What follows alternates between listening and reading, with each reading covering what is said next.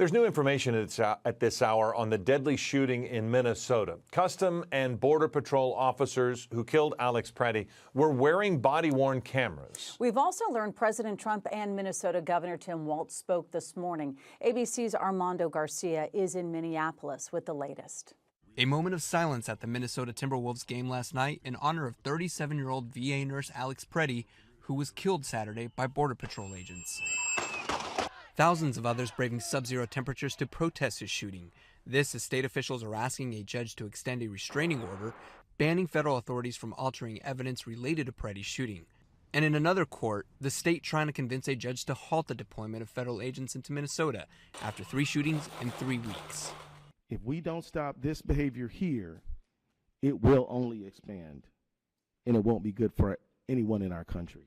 President Trump now saying he'll be sending his border czar Tom Homan to Minnesota tonight. The White House saying Homan will manage ICE operations on the ground. Border Patrol officials claim Pretti approached agents with a 9mm semi-automatic handgun along with 2 magazines and said agents tried to disarm him, but he violently resisted. Video evidence so far shows he never drew or even reached for his weapon. Administration officials say the officer fired defensive shots.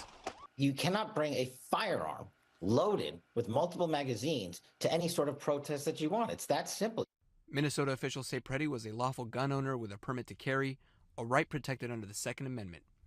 There's been pushback against the ICE tactics from across the political spectrum. What we're seeing on TV, it's causing deep concerns over federal tactics and accountability. Kristi Noem has forfeited her right to lead, and I'm calling on her to resign as Secretary of Homeland Security, or Donald Trump to do the right thing and just fire her.